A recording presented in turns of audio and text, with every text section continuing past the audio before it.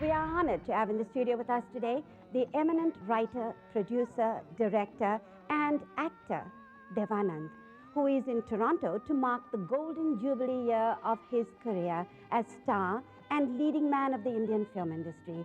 He is well remembered for such classics as Bazi, Taxi Driver, and Jewel Thief, among many others. From the mid-40s to the mid-90s, he continuously pushed the limits of his skill, finding enriching experiences which left him eternally youthful. In 1958, for his performance in Kalapani, in 66, for his performance in Guide, which also won awards in 5 other categories, including Best Film and the Best Director. Needless to say, we are honored to have him in the studio with us today. So over now to Shan and Anand. Thank you, Jaya. As Jaya just mentioned, we are very honored to have in the program a guest of international stature, none other than the lovable, your favorite, one of the stalwarts of the Indian motion picture industry, now of international stature, Anand. Devji, welcome to the show. Thank you. It's a pleasure and an honor having you here in Toronto, by the way, in our studio.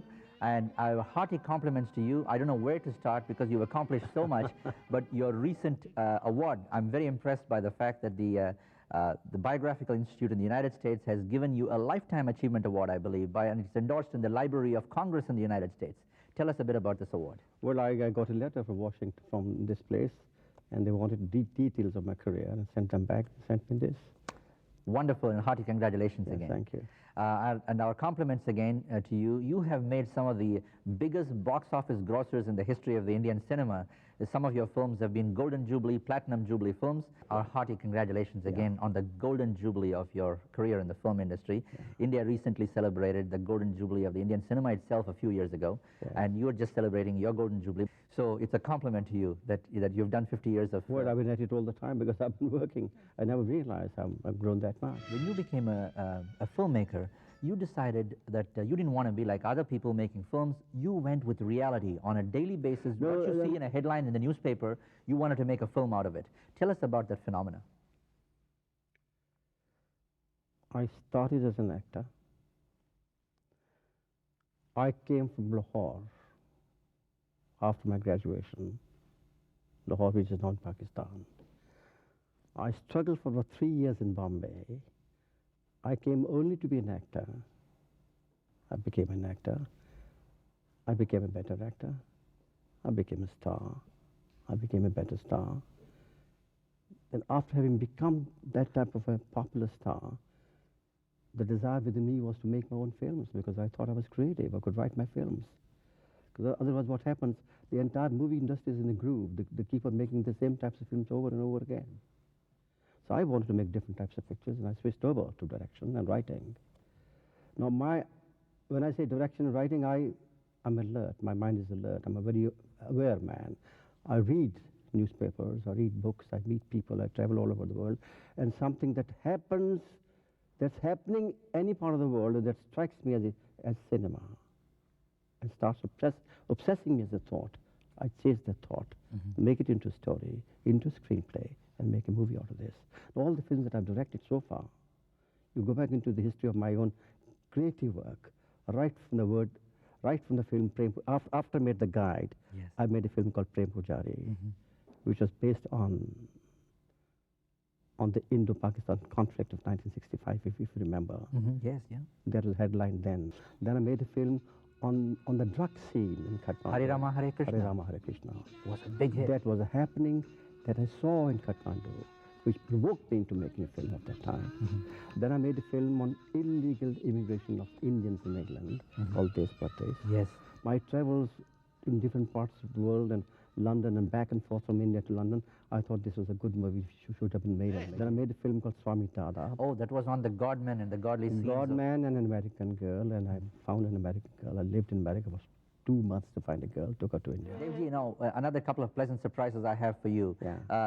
You know, this is several years ago that we were on the sets of Swami Dada in Bombay. In Bombay. Yes. And I have a pleasant surprise. I want you to see what you said to me in those days, okay?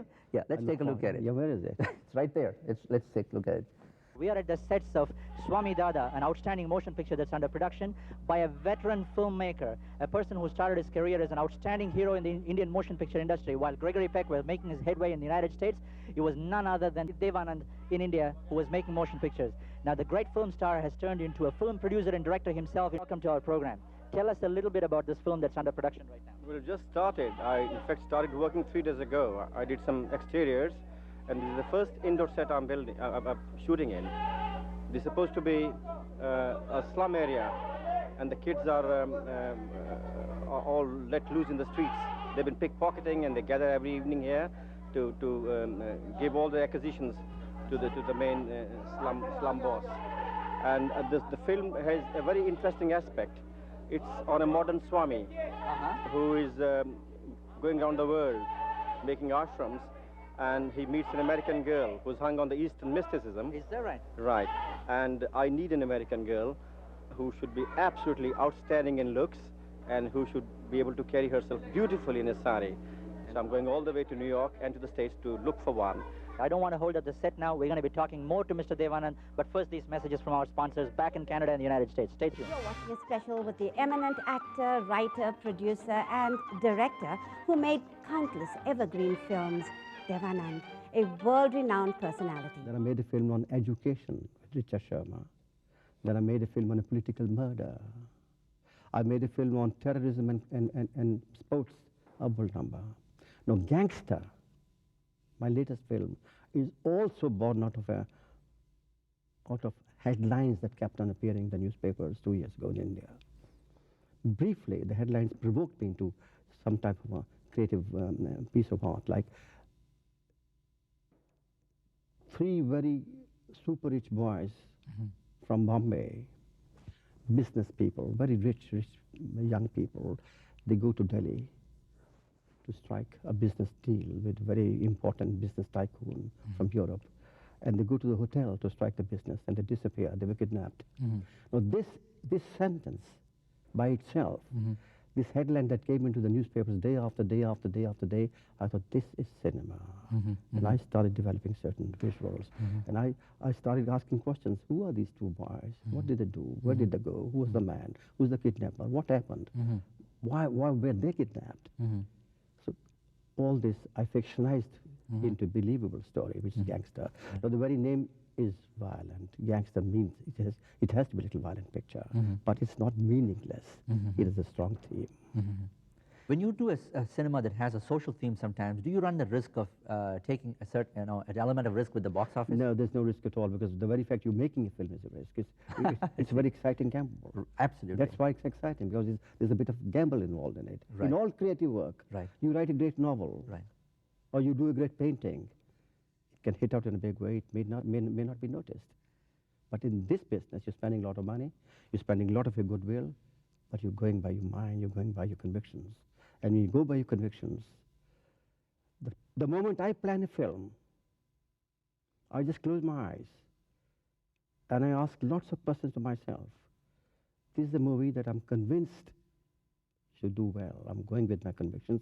Supposing it doesn't do well, can you bear the loss or the let down by the audience? And I get my answers. And I say, okay, fine.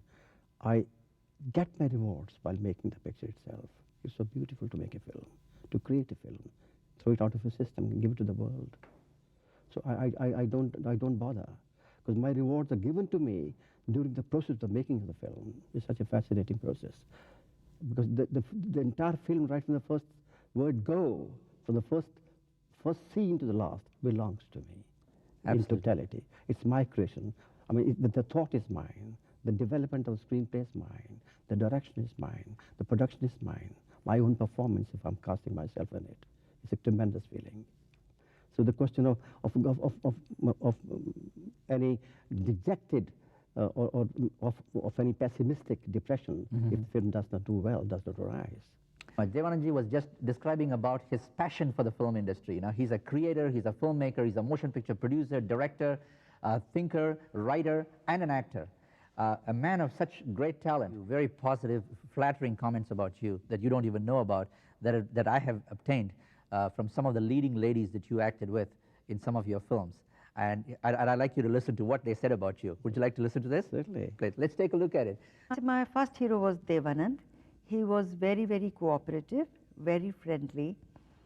And in the beginning, I never could work in a night shift. Sometimes they have to shoot in the night time, in the outdoors.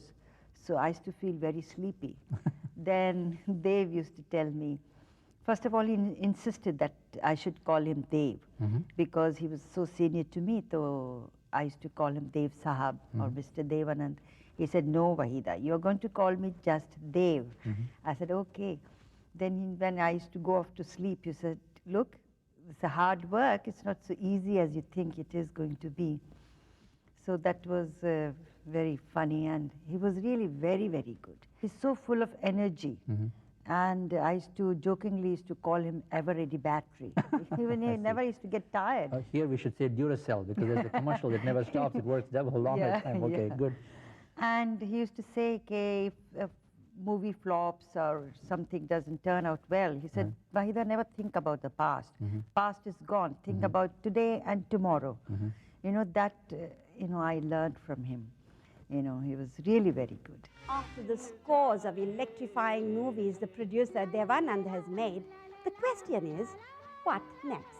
I'm doing the casting for this picture, and I'm needing, for this film, a 16, 17, 18 years old girl, innocent looking, beautiful, but then no such thing as perfect beauty, but there's such a thing as presence of mind and talent, and then you do it with the magic of the cinema, and she becomes a star. So that type of a girl I'm looking for, an Indian girl, but with an upbringing of the West, born here. I mean, there are a lot of beautiful girls in India. Right. You don't have to find them here, but you will not find the same upbringing there. So my mind is look, my eyes are searching, and the moment I find one, I've got the script, and I'll just come and say, here I am. And I'll announce it dramatically, and then I'll come to you to tell the world, there it is. Wonderful. Yeah. Well, we wish you all the best, and it's an honor for us to have you in the studio. And I'm very impressed. I told you in the beginning as I entered the studio, you're doing tremendous service, not only to yourself, to your community, to the Asians, and to Indians in India. We are in a mood to reach out, and you're creating a lot of opportunities for people. Well, we will. You're inspiring others to follow in your footsteps, and I'm sure when I come back next time, in a couple of years, you'll be a bigger, greater man in terms of television. I can see that. I can see the tremendous amount of initiative you have, and tremendous amount of enterprise. You said you met me on the sets of Swami Dada. Look, and today you are greater, bigger, maturer, more ambitious, and don't give up your ambition. Do what you want to do, and sky's the limit, and you can beat the best. This is all I can say. Go tremendously motivated. Very kind of you. Very flattered with all your blessings. And and one thing I'll say, we don't want to wait for 2 years for you to come back, sir. You're welcome to I'll be back Canada. very soon, because we have an open door here, and people love you here in this part of the world. In a couple of months, I'll be back. When I'm talking, my project is on, because I'm committed to myself for this project, to myself and to the world. 2 or 3 months later, I'll be here, and 4 or 5 months later, you'll find me filming here and in USA. It's awfully nice of you, and we want to wish you all the best, and we're honored by your presence here. Thank you so much. Thank you so much. My honor and my greetings to everybody, those who are watching. Thank you. Thank you.